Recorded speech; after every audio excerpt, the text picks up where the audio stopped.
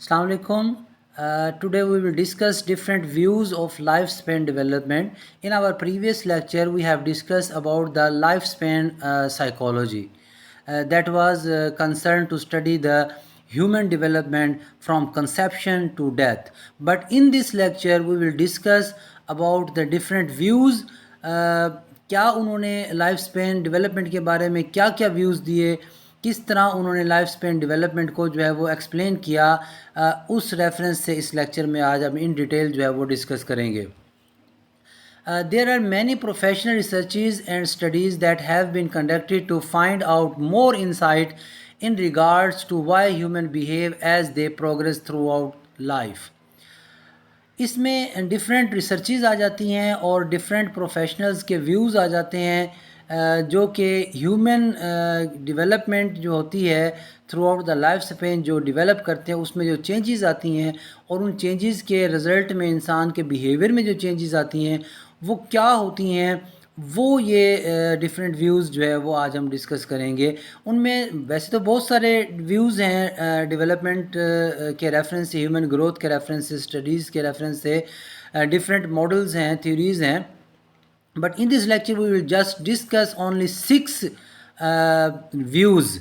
उनमें सबसे पहले साइकोडायनामिक व्यूज़ है, बिहेवियरल है, कॉग्निटिव है, ह्यूमनिस्टिक है, कॉन्टेक्सचुअल है, इवोल्यूशनरी पर्सपेक्टिव है. इनको हम इन डिटेल जो है वो डिस्कस करेंगे कि ये क्या कहते हैं कि लाइफ स्पेन जो है हमारी डेवलपमेंट है उसमें डिफरेंट चेंजेस जो आती हैं उसका हमारी पर्सनैलिटी के ऊपर, हमारी लाइफ के ऊपर, हमारे बिहेवियर के ऊपर क्या जो है वो इफ़ेक्ट जो है वो आता है, उसको हम डिस्कस करेंगे. तो सबसे पहले मैं ये बताता चलूँ कि पर्सपेक्टिव का नाम आए सेम बात है, व्यूज़ का नाम आए सेम बात है, और थ्योरीज़ थोड़ी साइंटिफिक अप्रोचेज़ हो जाती हैं, थ्योरीज़ होती हैं, और मॉडल जो है वो एक और भी साइंटिफिक अप्रोच हो जाती है. तो ये वर्ड्स जो है वो ये एक ही वर्ड्स हैं, इनके मीनिंग्स मोर और लेस जो है वो एक ही पर्सपेक्टिव में जो है वो लिए जाते हैं. तो सबसे पहले हम डिस्कस करते हैं साइकोडायनामिक व्यूज़ जो है वो क्या थे. इसमें सबसे पहले जो पायनियर था वो फ्राइड था. फ्राइड के बाद उसके जो है वो कोलीग्स थे, उसके कंपेनियंस थे, योंग एंड एडलर. उन्होंने जो है वो साइकोडायनेमिक पे, साइको एनालिटिक पे इस पे काम किया. तो सबसे पहले जो व्यूज़ हैं वो देख लेते हैं कि वो क्या हैं. They asserted that we develop a series of stages during childhood. Each of us must pass through these childhood stages, and if we do not have the proper nurturing and parenting during a stage, we will be stuck or fixated in that stage even as adult. अब यहाँ पर ये psychodynamic वाले जो है वो बात करते हैं. वैसे तो वो फ्राइड ने जो है वो साइको एनालिसिस का जो है वो एक पूरा मॉडल या थ्योरी दी थी जो कि आप लोग पहले भी पढ़ चुके हैं. थोड़ा सा मैं उसको ब्रीफ कर देता हूँ कि फ्राइड ने जो है वो माइंड के जो है वो पार्ट्स बताए थे. माइंड के पार्ट्स बताए थे उसने, कॉन्शियस, प्री कॉन्शियस, अनकॉन्शियस, और माइंड का जो है वो स्ट्रक्चर बताया था, ईड ईगो, सुपर ईगो, और उसके बाद डिफेंस मैकेनिज्म बताए थे ईगो के, जिसमें रेशनलाइजेशन, डिनाइल है, रिग्रेशन है, रिप्रेशन है, सब्लिमेशन है, रिएक्शन फॉर्मेशन है, सो ऑन, बहुत सारे डिफेंस मैकेनिज्म बताए थे. तो उसके बाद उसने ये भी बताया था कि साइकोसेक्सुअल डेवलपमेंटल स्टेजेस आती हैं हर इंडिविजुअल की लाइफ में. उसमें उन स्टेजेस को उसने बताया था कि oral, anal, phallic, latency and genital stage, जो 5 स्टेजेस जो है वो बताई थी. और ये स्टेजेस की जो डेवलपमेंट होती है, इस हर स्टेज का जो है वो एक डिमांड होती है, एक केयर होती है जो कि पेरेंट्स को जो है वो करनी चाहिए.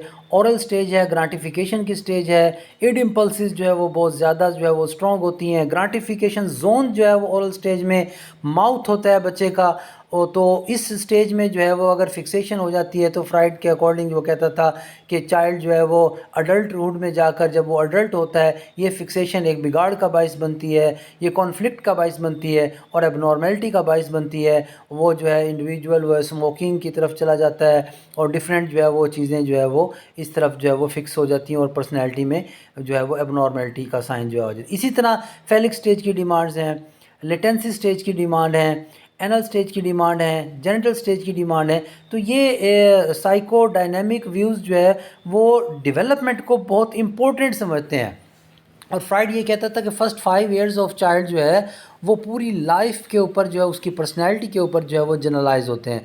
पहले 5 साल में अगर बच्चे की अच्छी परवरिश हो जाए, अच्छी डेवलपमेंट हो जाए, हम बात करते हैं डेवलपमेंट की, उसके अंदर साइकोलॉजिकल कॉग्निटिव डेवलपमेंट भी आती है, सोशल डेवलपमेंट भी आती है, लर्निंग जो हो रही होती है, जो बच्चा सीख रहा होता है, जो बच्चे का माइंड जो है वो इंटेलेक्चुअल ग्रो कर रहा होता है, पेरेंट्स जो पेरेंटिंग कर रहे होते हैं वो बच्चे की ग्रूमिंग पे बहुत ज़्यादा इफ़ेक्ट हो रहा होता है।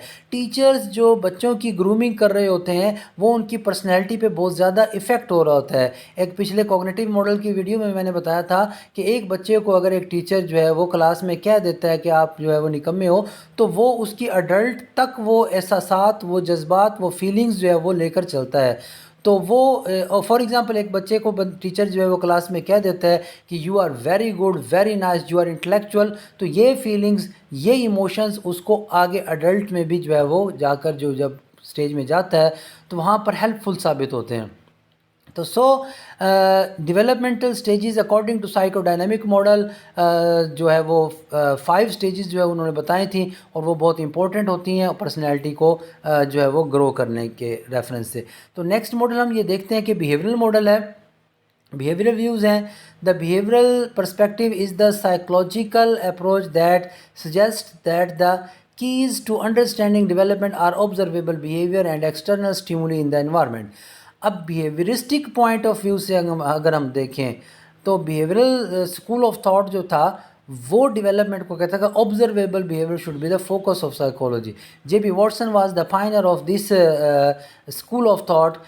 स्टिमुलस रिस्पॉन्स थ्योरी उन्होंने दी थी बिहेवियरिज्म वालों ने, कि एनवायरनमेंट के अंदर जो है वो स्टिमुलस होता है, उसको आप रिस्पॉन्स करते हैं, उसके रिस्पॉन्स के रिज़ल्ट में आपके कोग्निटिव थॉट्स बन रहे होते हैं, आपके फीलिंग्स बन रहे होते हैं, आपके इमोशंस बन रहे होते हैं, और आपका जो है वो मेंटल एक्सपीरियंसेस जो है वो बन रहे होते हैं। कॉज एंड इफ़ेक्ट के साथ जो है वो बात करते थे। Cause and effect is very important to explain the behaviour. वो कहते थे कि हम जो भी काम कर रहे होते हैं उसके कोई ना कोई कॉज एंड इफ़ेक्ट्स होते हैं। कॉन्सिक्वेंसेस की बात करते थे, कॉन्सिक्वेंसेस होते हैं।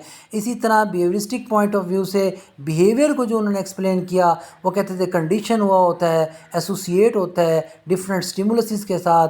एवन पेवलॉव ने जो डॉग्स पे एक्सपेरिमेंट किए, उसको न्यूट्रल स्टिमुलस के साथ नेचुरल रिस्पॉन्सेज को पेयर करके वही नेचुरल रिस्पॉन्स वो न्यूट्रल स्टिमुलस से, बेल से उसने लिया, तो वो कहता था कि हम जो है वो बिहेवियर को जो है वो कंडीशन कर सकते हैं। इसी तरह बी.एफ. स्किनर ने जो है वो एक्सपेरिमेंट किए, पॉजिटिव रीइंफोर्समेंट, नेगेटिव रीइंफोर्समेंट का कॉन्सेप्ट दिया। तो ये जो वो कहते थे कि बिहेवियर जो है वो बहुत इंपॉर्टेंट है, और वो कहते थे डिफरेंट स्टिमुलस के साथ जो है वो इसका लिंक होता है। वो स्टिमुलसिस जो होते हैं वो हमें बिहेवियर जो है वो करा रहे होते हैं, उसके रिस्पॉन्स में जो है हम ऑब्जर्वेबल बिहेवियर को देखकर वो कहते थे हम चेंजेस को जो है वो डिफ़ाइन कर सकते हैं, डेवलपमेंट को जो है वो डिफ़ाइन कर सकते हैं, ग्रोथ को डिफ़ाइन कर सकते हैं। फॉर एग्ज़ाम्पल जैसे बताया जाता है कि हमारा जो है वो बिहेवियर जो है डे बाय डे जो है चेंज हो रहा है, मैच्योरिटी आ रही है। तो इस डे बाय डे के चेंज को जो है वो हम जो देखते हैं तो वो हम उसको कहते हैं ये ग्रोथ है। फॉर एग्ज़ाम्पल 2 साल, 4 साल, 5 साल पहले, या फॉर एग्ज़ाम्पल प्राइमरी में जब हम थे तो उस वक्त हमारा बिहेवियर, हमारा एटीट्यूड, हमारी वे ऑफ टॉकिंग, हमारा वे ऑफ सिटिंग और way of behaving to other people was quite different from today. जो आज हम बिहेवियर कर रहे हैं इससे हमारा बिहेवियर जो है वो चेंज, तो ये जो डिफरेंस आया, ये जो चेंज आया, इसको वो कहते हैं कि ये डेवलपमेंट है, ग्रोथ है, जो हमने लर्न किया। और लर्निंग की अगर हम डेफिनेशन किया, learning is a permanent change in behaviour. Learning जो होती है वो परमानेंट चेंज इन बिहेवियर होता है। हमारे बिहेवियर में जो चेंज आ रहा है परमानेंट, वो जो है वो लर्निंग कहलाती है। तो बिहेवियरिस्टिक पॉइंट ऑफ व्यू से अगर हम देखें तो वही चेंज जो ऑब्जर्व होता है उसको वो कहते हैं कि ग्रोथ है। Behaviorism focuses on the idea that all behaviors are learned through interaction with the environment. This learning theory states that behavior are learned from environment and says that innate और inherited factors have very little influence on behaviour. तो वो ये कहते थे inherited जो behaviour हैं वो भी कंट्रीब्यूट करते हैं बट वो बहुत कम करते हैं, लर्निंग जो है वो बहुत ज़्यादा होती है। इसी से नेचर कंट्रोवर्सी का एक जो इशू था, नेचर ज़्यादा कंट्रीब्यूट करती है, नर्चर ज़्यादा कंट्रीब्यूट करती है। तो both are very important factors in the growth in the development of the human being. Nurture भी अपनी जगह बहुत इंपॉर्टेंट है, नेचर भी अपनी जगह बहुत इंपॉर्टेंट है।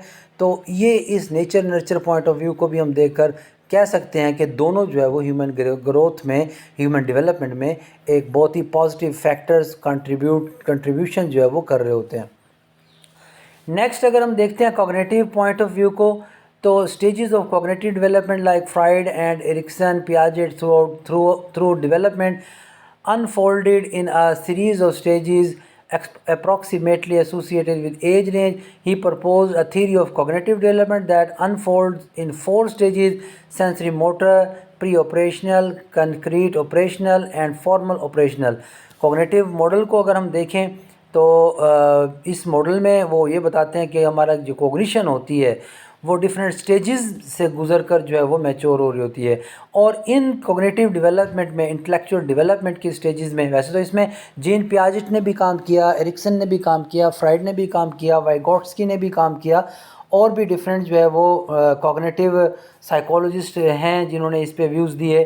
तो हम जो बात कर रहे हैं वहाँ पर ग्रोथ की कर रहे हैं। तो यहाँ पर वो ये कॉग्निटिव जो एक्सपर्ट्स थे वो डिस्कस करते थे कि अगर इस कॉग्निटिव डेवलपमेंट में कोई फिक्सेशन आ जाती है, कोई डिसेबिलिटी आ जाती है, कोई फ्लॉ आ जाता है, वो कॉग्निटिव डेवलपमेंट नहीं हो रही होती, स्कीमास जो है वो नहीं बन रहे होते, तो वो पर्सनैलिटी में जो है वो एक गैप्स आ जाता है, इंटेलेक्चुअल डिसेबिलिटीज़ आ जाती हैं, कम्युनिकेशन प्रॉब्लम्स जो है वो आ जाते हैं, और जो है डिफरेंट जो है वो उसमें मेंटल रिटार्डेशन को हम ले सकते हैं, माइल्ड मॉडरेट सीवियर किस्म की मेंटल रिटार्डेशन जो हो सकती हैं, और डिफरेंट साइकोलॉजिकल डिसऑर्डर्स जो हैं वो हो सकते हैं अगर कॉग्निटिव डेवलपमेंट सही ना हो रही हो, हमारी कॉग्निशन सही तरीके से काम ना कर रही हो, हमारा मेंटल प्रोसेस जो है वो डिस्टर्ब हो। तो इसी से स्ट्रेस हो सकती है, इसी से एंजाइटी हो सकती है, इसी से डिप्रेशन हो सकता है जब हमारा कॉग्निटिव फ्रेमवर्क जो है वो डिस्टर्ब हो जाता है। प्रॉपर इस पे जो है जीन पियाजेट ने जो है वो थ्योरी दी, जिसकी 4 स्टेजेस यहाँ पर जो है वो दी हुई हैं: sensory motor, pre operational, concrete operational and formal operational. In 4 stages की हर स्टेज की अपनी अपनी एज में जो है वो बहुत ही इम्पोर्टेंस जो है वो होती है। तो नेक्स्ट हम देखते हैं कॉन्टेक्सचुअल व्यूज़ जो है वो डेवलपमेंट के रेफरेंस से क्या बात करते हैं। Contextual perspective consider the relationship between individuals and their physical, cognitive, and social world. They also examine socio-cultural and environmental influences on development. We will focus on 2 major theorists who pioneered this perspective: Lev Vygotsky and Yuri Bronfenbrenner. ये जो है बहुत ही 2 important जो है वो pioneers हैं जिन्होंने contextual views पे काम किया, जिन्होंने कहा कि कल्चर भी जो है वो नरिश करता है, कल्चर से हम बहुत सारे एक्सपीरियंस लेते हैं। इन्वायरमेंट जो है बहुत इंपॉर्टेंट फैक्टर होता है इंडिविजुअल की ग्रोथ में, उसकी डेवलपमेंट में इन्वायरमेंटल फैक्टर को बहुत इंपॉर्टेंस दी इन्होंने कहा कि कल्चर जो है वो बहुत ही इम्पोर्टेंट होता है। इसी तरह इवोल्यूशनरी पॉइंट ऑफ व्यू से अगर हम बात करते हैं तो evolutionary developmental psychology is the study of genetic and ecological mechanism that govern the development of social and cognitive competencies common to all human beings and the epigenic gene environment interactions processes that adopt these competencies to local conditions। तो evolutionary psychology में अगर हम देखें तो यहाँ पर different views जो है वो आते हैं इंसान की ग्रोथ के बारे में, मगर यहाँ पर जो बात हो रही है वो जेनेटिक एंड इकोलॉजिकल मैकेनिज़्म की जो है वो हो रही है। हम किस तरह जो है वो इवॉल्व हुए, किस तरह जो है वो इंडिविजुअल की ग्रोथ हुई, स्टार्ट किस तरह हुए, जीन्स का क्या रिलेशनशिप था, जेनेटिकली हम किस तरह जो है वो पेरेंट्स से जो है वो अपनी ऑफ स्प्रिंग्स जो आती हैं पेरेंट्स से किस तरह इनहेरिट हो के डिफरेंट फीचर्स जो है वो लेकर आते हैं। जिस तरह यहाँ पर योंग एंड एडलर ने भी काम किया, और योंग ने जो है वो कलेक्टिव अनकॉन्शियस का जो है वो कॉन्सेप्ट दिया, वो भी इसी इवोल्यूशनरी व्यूज़ में अगर हम देखें तो थोड़ा सा वो मैच करता है। बहरहाल वो जो हम फादर से जो इनहेरिटेडली जो हम फीचर्स लेकर आते हैं या हैबिट्स लेकर आते हैं, उनको कहते हैं कि वो हमारे कलेक्टिव अनकॉन्शियस में जो है वो मौजूद होते हैं। तो ecological mechanism, social and cognitive competencies, ये सारी की सारी जो है वो जेनेटिकली भी हम लेकर आते हैं, और कल्चर भी जो है वो हम हमारी इनकी ग्रोथ पे जो है वो इफ़ेक्ट कर रहा होता है। तो इस तरह हम जेनेटिकली एंड कल्चरली दोनों को लेकर जो है वो इवॉल्व हुए हैं। और ज़्यादा इस पे जो इवोल्यूशनरी व्यूज़ जो आते हैं, वो Darwin theory of survival of fittest के जो है वो आते हैं, कि किस तरह जो है इन्वायरमेंट में इंसान अडॉप्ट किया और किस तरह जो है हमने ग्रो किया। तो लास्ट पॉइंट ऑफ व्यू है ह्यूमनिस्टिक व्यूज़ हैं। कार्ल रोजर्स ने इस पे जो है वो बहुत काम किया। He describe life in terms of principle rather than stages of development. These principle exist in fluid processes rather than static states. He claimed that a fully functioning person would continually aim to fulfill their potential in each of these processes, achieving what he called the good life. Humanistic point of view से देखा जाए तो एक optimistic जो है वो point of view था। Human को होप थी। ह्यूमन बीइंग को उन्होंने कहा कि ह्यूमन बीइंग्स जो हैं वो एक होप लेकर जो है वो डेवलप होते हैं। इनके अंदर एक विल पावर जो होती है वो डेवलप होती है, जो इनको जो है वो पोटेंशली फुल्ली एक गुड लाइफ की तरफ जो है वो लेकर जाती है। एक जो है इनको प्रोग्रेस कराती है। और ये वो कहते थे ये जो विल पावर है ये फ्लूइड प्रोसेस है, ये एक साकिन चीज़ नहीं है, ये ग्रो करती रहती है, ये जो है वो मेच्योर होती रहती है, इसके अंदर जो है वो चेंजेस आती रहती हैं। तो कार्ल रोजर्स ने जो है वो विल पावर पे काम किया। ह्यूमनिस्टिक पॉइंट ऑफ व्यू से उन्होंने ह्यूमन ग्रोथ पे जो काम किया, उनका ह्यूमन बीइंग्स जो है वो खुद से अपने आप को जो है वो चेंज कर सकते हैं और अपनी जो है वो लाइफ को जो है वो चला सकते हैं। ह्यूमनिस्टिक पॉइंट ऑफ व्यू से देखा जाए तो कार्ल रोजर्स की थ्योरी हैं। इब्राहिम मास्लो ने हायरार्की ऑफ नीड्स जो है वो दी थी, इसके ऊपर जो है वो पूरी एक थ्योरी दी थी, वो ह्यूमनिस्टिक पॉइंट ऑफ व्यू से जो दी थी। ह्यूमन को इम्पोर्टेंस दी, ना कि कल्चर को, ना कि जेनेटिक को, ह्यूमन बीइंग्स को उन्होंने जो है वो बहुत ही इम्पोर्टेंस दी। तो ये हमारा आज का लेक्चर था। Thank you very much.